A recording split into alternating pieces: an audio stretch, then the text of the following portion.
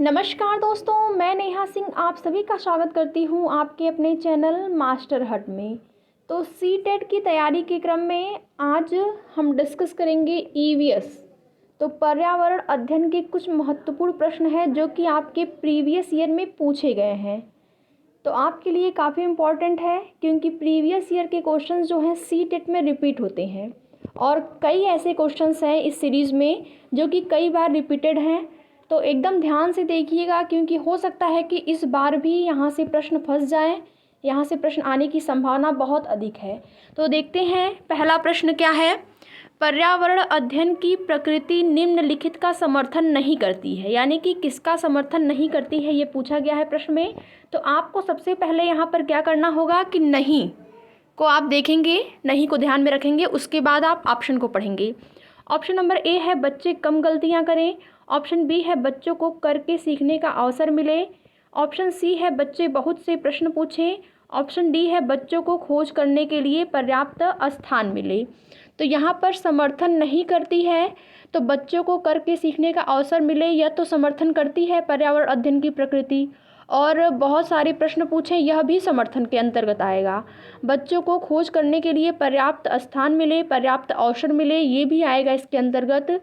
लेकिन बच्चे कम गलतियां करें ये पर्यावरण अध्ययन की प्रकृति के अंतर्गत नहीं आएगा। यहाँ पर देखिए आपको इस बात का ध्यान रखना है कि कोई भी विषय वस्तु हो, चाहे पर्यावरण अध्ययन हो, मैथमेटिक्स हो, यानी कि कोई भी विषय वस्तु है, अगर बच्चों को सिखाना है तो उसके लिए बच्चों को एक स्वतंत्र वातावरण देना होता है। स्वतंत्र वातावरण में अगर बच्चे सीखेंगे, या फिर आप ऐसे भी कह सकते हैं फील्ड ट्रिप पे बच्चों को लेके जाया जाता है, टूर पे, जिससे कि बच्चे जो भी प्रकृति होती है उसको प्रत्यक्ष रूप से देखते हैं, प्रत्यक्ष रूप से अनुभव करते हैं और उससे उनके मन में जो भी समस्याएं उत्पन्न होती हैं, जो भी प्रश्न उठते हैं, तो बच्चे क्या करते हैं शिक्षक से पूछते हैं, जिससे कि उनकी जिज्ञासा भी शांत होती है और जिज्ञासा उत्पन्न भी होती है। तो प्रश्न का राइट आंसर हो जाएगा कि पर्यावरण अध्ययन की प्रकृति निम्नलिखित का समर्थन नहीं करती है। ऑप्शन नंबर ए, बच्चे कम गलतियां करें, इसका समर्थन नहीं करती है। तो ऑप्शन नंबर ए जो है इस प्रश्न का राइट आंसर हो जाएगा। ठीक, देखते हैं अगला प्रश्न क्या है। शिक्षार्थियों का आकलन करते समय पर्यावरण अध्ययन की शिक्षिका को निम्नलिखित में से क्या नहीं करना चाहिए। ठीक, तो प्रश्न को पढ़ेंगे, ऑप्शन को पढ़ने से पहले नहीं को ध्यान में रखेंगे।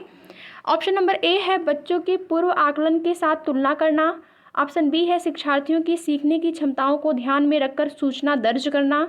ऑप्शन सी है बच्चों के कार्य के केवल कुछ पक्षों पर ध्यान केंद्रित करना। ऑप्शन डी है बच्चों के कार्य से संबंधित गुणात्मक उल्लेख करना। तो यहाँ पर देखेंगे ऑप्शन नंबर सी जो है बच्चों के कार्य के केवल कुछ पक्षों का ध्यान केंद्रित करना। तो केवल कुछ पक्षों का ही नहीं बल्कि समस्त पक्षों पर ध्यान देना चाहिए। तो प्रश्न का राइट आंसर हो जाएगा ऑप्शन नंबर सी। यहाँ पर पूछा है कि शिक्षार्थी का आकलन करने के लिए पर्यावरण अध्ययन की जो शिक्षिका होती हैं, शिक्षक होते हैं, उनको क्या नहीं करना चाहिए। तो उनको समस्त पक्षों पर ध्यान देना चाहिए, न केवल एक ही पक्ष पर। तो राइट आंसर हो जाएगा ऑप्शन नंबर सी। अगला प्रश्न देखते हैं। प्राथमिक स्तर पर पर्यावरण अध्ययन में समुदाय सीखने सिखाने का एक महत्वपूर्ण संसाधन है, क्योंकि ऑप्शन नंबर ए है यह एक बहुत सस्ता संसाधन है। ऑप्शन बी है यह आसानी से उपलब्ध होने वाला संसाधन है। ऑप्शन सी है इसमें समझदार और बुजुर्ग व्यक्ति होते हैं। ऑप्शन डी है यह वास्तविक स्थितियों में सीखने के अवसर उपलब्ध कराते हैं। तो समुदाय का अर्थ ही है कि वास्तविक स्थितियों से सीखने का अवसर उपलब्ध कराता है समुदाय। ठीक, समुदाय में बच्चा जो होता है वह स्वयं को सुरक्षित भी महसूस करता है और जुड़ाव भी महसूस करता है, क्योंकि जो भी उसके समस्याएं होती हैं उनको आपस में वह अंतःक्रिया करके उसको सुलझा लेता है, तो वास्तविक स्थितियों से जुड़ा रहता है। तो प्रश्न का राइट आंसर हो जाएगा ऑप्शन नंबर डी। ठीक, अगला प्रश्न देखते हैं। हमारे देश में निम्नलिखित स्थानों में से कौन सा ठंडा रेगिस्तान है। कौन सा ठंडा रेगिस्तान है आपको बताना है। जैसलमेर, लद्दाख, मेघालय, दार्जिलिंग। तो बात हो रही है हमारे देश यानी कि भारत की। तो भारत में सबसे ठंडा स्थान है लद्दाख। लद्दाख जो है भारत के जम्मू कश्मीर राज्य में स्थित है। तो प्रश्न का राइट आंसर हो जाएगा ऑप्शन नंबर बी। ठीक, ये जो प्रश्न है ये भी आपके कई बार रिपीट हुए हैं एग्जाम में, तो आप ध्यान से देखिएगा एक एक प्रश्न को। अगला प्रश्न है कक्षा 5 की पर्यावरण अध्ययन की पाठ्य पुस्तक का एक पाठ उसी से ठंडा उसी से गर्म, यह एक पाठ है यानी कि एक लेसन का नाम है उसी से ठंडा उसी से गर्म। डॉक्टर जाकिर हुसैन द्वारा लिखी गई यह एक पुस्तक है, यानी कि एक कहानी है। उन्होंने बच्चों के लिए ऐसी कई कहानियाँ लिखी हैं। अपनी मृत्यु के समय वे थे। तो आपको ये सब ध्यान नहीं रखना है कि उनकी पुस्तक का क्या नाम है। यहाँ बस प्रश्न में क्या पूछा है आपको ये ध्यान रखना है। प्रश्न आपको लगेगा बड़ा है, लेकिन आपको घबराने की ज़रूरत यहाँ पर बिल्कुल भी नहीं है। यहाँ पर पूछ रहा है डॉक्टर जाकिर हुसैन की जब मृत्यु हुई थी तो उस समय वह क्या थे। तो वो थे भारत के राष्ट्रपति। ठीक, प्रश्न का राइट आंसर हो जाएगा ऑप्शन नंबर सी। अगला प्रश्न देखते हैं, खाद्य संरक्षण के लिए निम्नलिखित में से कौन सा जोड़ा ठीक नहीं है। ठीक, तो ऑप्शन नंबर ए है आलू चिप्स, ऑप्शन बी है दूध पनीर, ऑप्शन सी है सेब से जैम, ऑप्शन डी है कच्चा आम से अचार। तो आपको ध्यान में रखना है कि खाद्य संरक्षण की दृष्टि से अगर देखा जाए तो आलू का चिप्स बनाकर आप उसको अधिक देर तक, अधिक दिनों तक सुरक्षित रख सकते हैं। सेब से जैम बनाएंगे तब भी अधिक समय तक उसको आप संरक्षण करके रख सकते हैं, सुरक्षित रख सकते हैं। कच्चे आम से अचार बनाकर भी आप उसको काफ़ी अधिक समय तक रख सकते हैं। लेकिन दूध से पनीर अगर आपने बनाया है तो वह अधिक समय तक आप नहीं रख सकते हैं। ठीक, तो प्रश्न का राइट आंसर हो जाएगा ऑप्शन नंबर बी। इस तरीके के प्रश्न भी आपके सीटेट ईवीएस के अंतर्गत पूछे जाते हैं। अगला प्रश्न देखते हैं। तो जो भी चैनल पर नए हैं चैनल को प्लीज़ सब्सक्राइब कर देंगे, वीडियो को लाइक करें और शेयर भी कर सकते हैं। तो आप लोग अपना सपोर्ट बनाए रखिए ताकि आपको ये practice set previous year question जो है डेली मिलता रहे। तो आप लोगों के सपोर्ट की ज़रूरत है। हमारे चैनल को जिसने अभी तक सब्सक्राइब नहीं किया है सब्सक्राइब कर लें, वीडियो को लाइक और शेयर करें। अगला प्रश्न देखते हैं, घरों के नीचे दी गई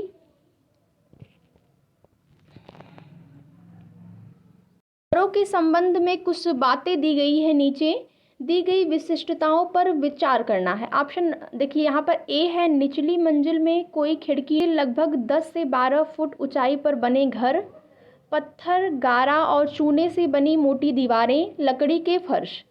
यहाँ पर पूछ क्या रहा है प्रश्न में, लेह और लद्दाख के घरों में ऊपर दी गई कौन सी विशिष्टताएं पाई जाती हैं। लेह और लद्दाख का पूछा है कि किस प्रकार के घर यहाँ पर पाए जाते हैं।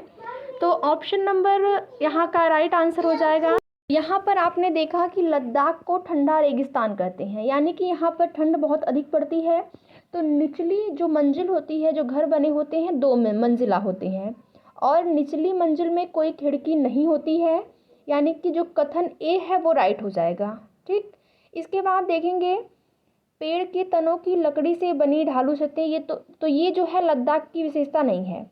डी देखेंगे, कथन नंबर डी, पत्थर गारा और चूने से बनी मोटी दीवारें। पत्थर गारा और चूने से मोटी दीवारें बनाई जाती हैं जिससे कि ठंडी, जो बाहर की ठंड हो, अंदर प्रवेश न कर पाए। तो डी जो कथन है वो भी राइट हो जाएगा। लेह और लद्दाख में देखा जाए तो, और लकड़ी के फर्श भी बनाए जाते हैं यहाँ पर। तो ऑप्शन यहाँ पर राइट आंसर हो जाएगा सी, जो ऑप्शन नंबर सी है, यानी कथन ए डी। यहाँ पर देखेंगे ए डी और ई, ये जो तीनों कथन है ये यहाँ पर लेह और लद्दाख के लिए सही हो जाएंगे। ठीक, अगला प्रश्न देखते हैं क्या है, निम्नलिखित का अध्ययन कीजिए। कौवा पेड़ की ऊंची डाल पर अपना घोंसला बनाता है। इस घोंसले को बनाने में कई प्रकार की चीज़ें, यहाँ तक कि लकड़ी की शाखाएं और लोहे के तार भी होते हैं। एक चालाक पक्षी भी है जो अपना घोंसला नहीं बनाता और कौवे के घोंसले में अंडे दे देता है। बेचारा कौवा अपने अंडों के साथ इन अंडों को भी सेता है, उसको लगता है कि ये मेरा ही अंडा है। तो यह पक्षी कौन सा है? कलचिड़ी, बसंत गौरी, कोयल, शकरखोर। तो ये पक्षी, इस पक्षी को कहते हैं कोयल, यानी कि आप यहाँ पर समझ जाएंगे कि कोयल जो होती है वह घोंसला नहीं बनाती है, जो कौवे की घोंसला रहता है, कौवे का घोंसला, उसी में अंडे देती है। तो प्रश्न का राइट आंसर हो जाएगा ऑप्शन नंबर सी। अगला प्रश्न देखते हैं क्या है, निम्नलिखित में से कौन बीज नहीं है? ऑप्शन नंबर ए है गेहूँ, ऑप्शन बी है काली मिर्च, ऑप्शन सी है साबूदाना, ऑप्शन नंबर डी है सौंफ। तो बीज नहीं है साबूदाना। साबूदाना जो होता है वह बीज नहीं होता, यह एक साइकस नामक पौधा होता है, उसके तने से प्राप्त होता है। ठीक, साइकस नाम का एक पौधा होता है, किस नाम का? साइकस, उसी के तने से प्राप्त होता है साबूदाना। इसके साथ ही साथ गेहूँ, काली मिर्च, सौंफ, ये जो है बीज हैं, साबूदाना जो है बीज नहीं है। तो प्रश्न का राइट आंसर हो जाएगा ऑप्शन नंबर सी। अगला प्रश्न देखते हैं, रेहाना अपने परिवार के साथ केरल जाती है। वहाँ उसे ऊंचे वृक्ष दिखाई पड़ते हैं जो उनके गृहनगर शिमला के ऊंचे वृक्षों से भिन्न है। उसने केरल में कौन से वृक्ष देखे होंगे? तो केरल में वृक्ष पूछा है। केरल में नारियल के वृक्ष जो हैं बहुतायत मात्रा में पाए जाते हैं, यानी अधिक मात्रा में पाए जाते हैं केरल में नारियल के वृक्ष। तो प्रश्न का राइट आंसर हो जाएगा ऑप्शन नंबर ए। ठीक, अगला प्रश्न देखते हैं क्या है। बच्चों के द्वारा सब्जी बाजार में इकट्ठी की गई निम्नलिखित सामग्री में से उन्हें पहचानिए जिनके भीतर बीज होते हैं। आलू, टमाटर, नाशपाती, चीकू, भिंडी, करेला, प्याज, खीरा। इसमें आपको पहचान करना है कि कौन सा ऐसी सब्जी है जिसमें कि बीज होते हैं। देखिए, आलू में बीज तो होते नहीं हैं, टमाटर में होते हैं। तो टमाटर, इसमें से आपको देखना है कि जो टमाटर वाला ऑप्शन होगा वो सही हो सकता है। इसको आप पहले से कट कर देंगे। उसके बाद देखेंगे नाशपाती, तो नाशपाती में भी होता है बीज, चीकू में भी होता है, भिंडी में भी होता है। ठीक, और करेला, खीरा में भी होता है। यहाँ पर आपका राइट आंसर हो जाएगा ऑप्शन नंबर सी। ठीक, ऑप्शन नंबर सी जो है इस प्रश्न का राइट आंसर हो जाएगा। अगला प्रश्न देखते हैं। नीता आंध्र प्रदेश जाती है और 2 साड़ियाँ खरीदती है जो खास तौर पर वहीं बनाई जाती है, वे क्या कहलाती हैं? तो यहाँ पर प्रश्न में क्या पूछा है कि आंध्र प्रदेश में बनाई जाने वाली 2 साड़ियाँ जो वहाँ की प्रसिद्ध साड़ियाँ हों। तो आंध्र प्रदेश में जो साड़ियों पर डिज़ाइन की जाती है उसको कहते हैं पोचमपल्ली एवं कलमकारी। ये प्रश्न भी दो या 3 बार आपके एग्जाम में आया हुआ है। तो प्रश्न का राइट आंसर हो जाएगा ऑप्शन नंबर ए। अगला प्रश्न देखते हैं क्या है। निम्नलिखित में से कौन सी बीमारी रुके और इकट्ठा हुए पानी से हो सकती है? तो आप सभी को पता होगा कि रुके हुए पानी से या इकट्ठे हुए पानी से कौन सी बीमारी होती है? मलेरिया।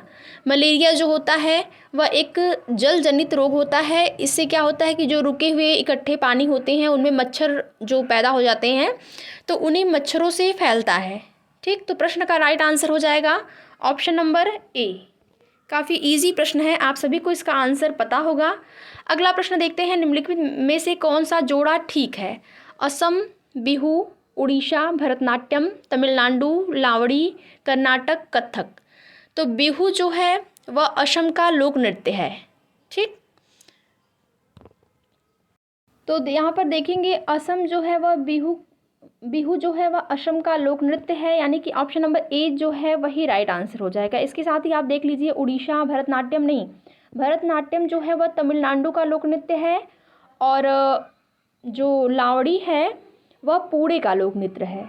ठीक, और कथक जो है वह उत्तर प्रदेश का है। तो प्रश्न का राइट आंसर हो जाएगा ऑप्शन नंबर ए। अगला प्रश्न देखते हैं। एस्किमो अपने घर इग्लू का निर्माण बर्फ से करते हैं, इसका क्या कारण है? जो एस्किमो में रहने वाले लोग होते हैं वह इग्लू घर उनके घर को कहते हैं इग्लू। तो इग्लू का निर्माण बर्फ से करते हैं, इसका कारण यहाँ पर पूछ रहा है कि क्या कारण हो सकता है, किस कारण से करते हैं? तो बर्फ़ ठंडी हवा और पानी को अंदर नहीं आने देती, बर्फ़ की दीवारों के बीच मौजूद हवा अंदर की गर्मी को बाहर जाने से रोकती है।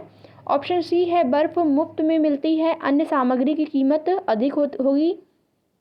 ऑप्शन नंबर डी है ध्रुवीय क्षेत्रों में केवल बर्फ़ ही उपलब्ध है। तो इसका राइट आंसर हो जाएगा ऑप्शन नंबर बी, यानी कि बर्फ़ की जो दीवारें होती हैं उनके बीच मौजूद जो हवा होती है वह अंदर की गर्मी को बाहर जाने से रोकती है। तो अंदर की गर्मी जब बाहर नहीं जाएगी तो जो कमरा होता है वो ठंडा रहेगा। तो प्रश्न का राइट आंसर यहाँ पर हो जाएगा ऑप्शन नंबर बी। ठीक, अगला प्रश्न देखते हैं क्या है। एक नवनियुक्त पर्यावरण अध्ययन के शिक्षक के रूप में पढ़ाने से पहले आपकी सबसे पहली प्राथमिकता होगी, यानी कि अगर आप एक शिक्षक हैं और पर्यावरण अध्ययन आपने पढ़ाया है, आपका सब्जेक्ट है पर्यावरण अध्ययन, तो एक शिक्षक के रूप में पढ़ाने से पहले आपकी सबसे पहली प्राथमिकता जो होगी वह पूछ रहा है प्रश्न में। तो आज की सीरीज़ का लास्ट प्रश्न है। अगर वीडियो पसंद आए तो वीडियो को लाइक और शेयर ज़रूर कर दीजिएगा। तो ऑप्शन नंबर ए है कक्षा में धीमी गति से सीखने वाले शिक्षार्थियों की पहचान करना। ऑप्शन बी है शिक्षार्थियों के लिए पाठानुसार विस्तृत नोट्स तैयार करना।